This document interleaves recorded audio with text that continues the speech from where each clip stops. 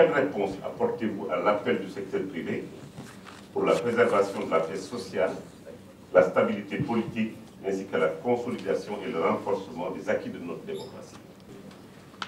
L'appel du secteur privé porte en fait les échos, les angoisses vécues par les Sénégalais.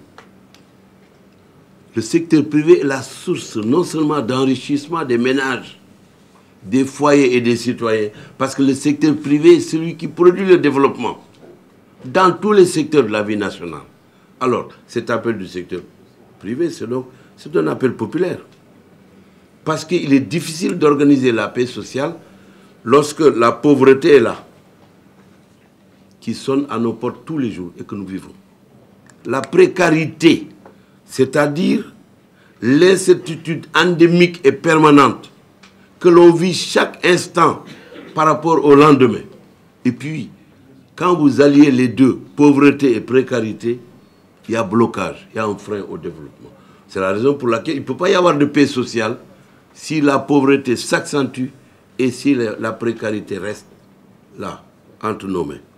C'est la raison pour laquelle Benno Siggil Sénégal se bat pour que la constitution de notre République ne soit pas violée en ses articles 27 et 104 par celui-là qui est aujourd'hui à la tête de l'État et qui demande un troisième mandat alors qu'il est responsable de la situation qui prévaut dans notre pays.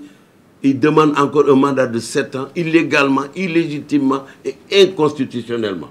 Alors, pour préserver la paix sociale, il faut vouloir préserver la stabilité politique. Les deux sont liés. Il faut consolider les acquis de notre démocratie qui sont en train d'être perdus. Nous sommes disponibles, nous, demain, dès le mois prochain, pour discuter avec le secteur privé, pour trouver ensemble les bases qui vont nous permettre de retisser les mailles de la solidarité nationale. Vous savez, regardez la Corée du Sud ou le Japon. Le Japon, en 1945, était au bord du gouffre après sa défaite. Le pays était détruit entièrement. Lorsque les deux Corées ont été séparées, Corée du Nord, Corée du Sud, la Corée du Sud, je ne parle pas de la Corée du Nord parce qu'elle est au fond du gouffre, mais la Corée du Sud était au même niveau de développement que le Sénégal et la Tunisie en 1965-66.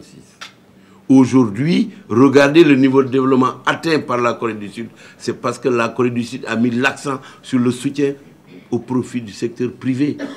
L'administration n'était là et n'est encore là en Corée que pour organiser l'État et permettre au secteur privé d'être productif en votant des lois qui favorisent la productivité du secteur privé et qui protègent le secteur privé, qui protègent les investissements, qui protègent les employeurs et les employés pour produire de la croissance. La Tunisie, malgré le régime qui a prévalu là, jusqu'à la chute du président Ben Ali, avait ouvert ses portes justement aux mécanismes qui protègent la productivité du secteur privé.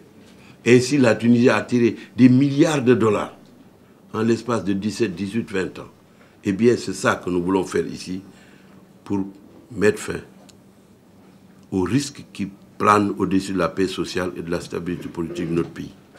Nous considérons, nous, Benno Siggil Sénégal, que pour préserver la paix sociale, il faut résoudre la demande sociale. La demande sociale est l'électeur le plus dangereux à l'occasion d'une élection. Parce que la demande sociale, c'est la demande de nous tous. Et nous nous engageons à régler le problème de la demande sociale avec vous et ensemble pour les Sénégalais. Et vous le savez, le gouvernement de Benno ne prend que des engagements qu'il peut respecter. Et je vous assure que cet engagement-là sera respecté parmi d'autres.